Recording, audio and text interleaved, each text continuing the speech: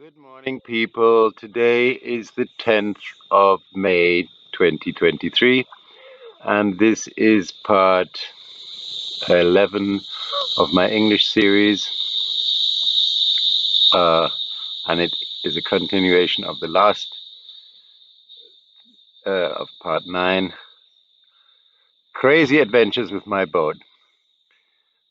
So one time I had this professor staying from Berlin. He was an art professor, and he was very nice, and he helped me. I was just constructing this windmill, and he gave me some good ideas, and I came up with this double helix sort of shaped windmill. I think I have a picture on Facebook of it. It was beautiful. It was like more of a piece of art. I did eventually get a generator for it, and got some current out of it, but then one day the wind was too strong, and then basically it just produced too much electricity, and then it blew out and so on.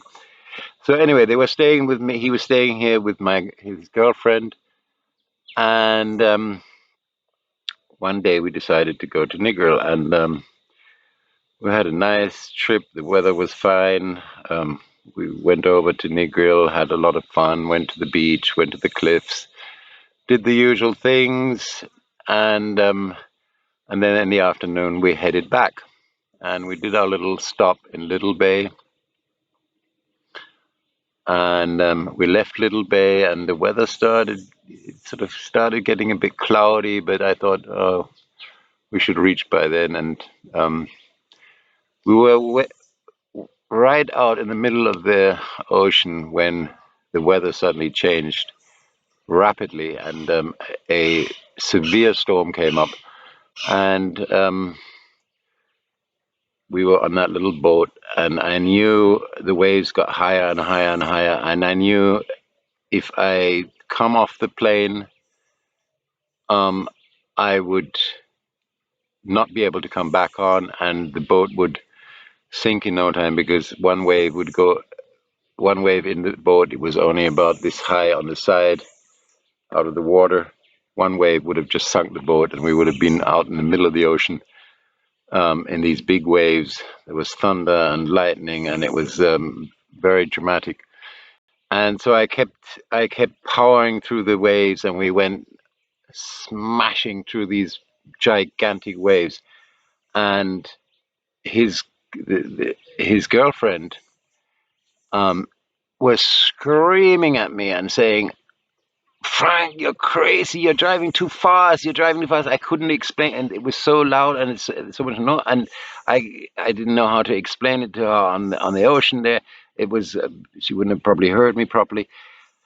So I just kept going, and she kept screaming at me and saying, "Frank, slower, slower. You have to drive slower." And so she's screamed at me so much that at one point I was just about to just say, "All right, let me just slow down," and we all drown, and then she can see what she gets out of that.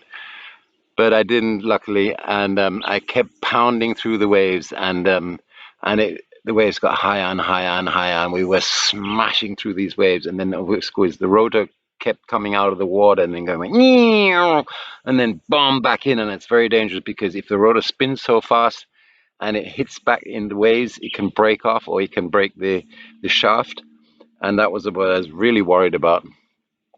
But luckily it didn't happen, and we kept pounding through these waves, bomb, bomb, bomb. Then a big wave came and smashed the windshield. We got totally soaked. Luckily, my bilge pump was working properly, and the water got sucked out uh, of the boat, and it just kept on going. And the progress wasn't, of course, that great either, because of the high waves and so on. Although I was driving on it, I was on the plane, I was still had maintained a good speed. And then we could already see the Bluefields beach, because before you couldn't even see anything, because everything was so dark. The rain was so intense that I didn't even know I had the right direction and so on. And then slowly you could see the outlines of the Bluefields beach and the hills behind it and so on. So I knew, we're getting closer, we're getting closer, and we literally, like the one before, we literally were just 100 meters before the Bluefields beach, and the gas ran out. Because of course, in those highways, the gas consumption was much higher than normally, and so we just sort of sailed into the beach, and we all got off the boat. We were like, we were just absolutely exhausted and shell shocked, all of us. And then I sat the lady down and I said, "Look here, you really need to know one thing. A captain has to make the decisions on his boat. If I would have throttled the speed, we would all be down out there now, dead at the bottom of the sea." Because, and I showed her how small the gap was between the water and going inside of the boat.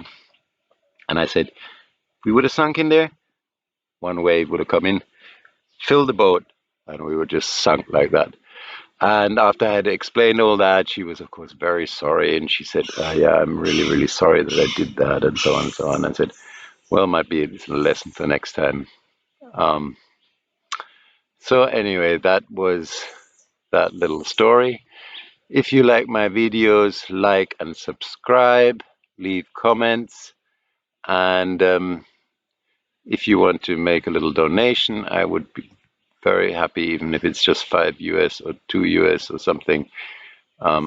Coolest on PayPal, coolestcam@gmail.com would be a big help.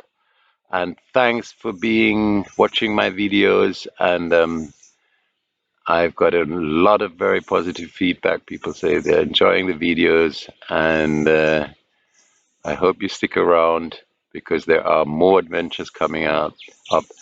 The next ones are going to be about my run-in with Obia, which is the Jamaican voodoo.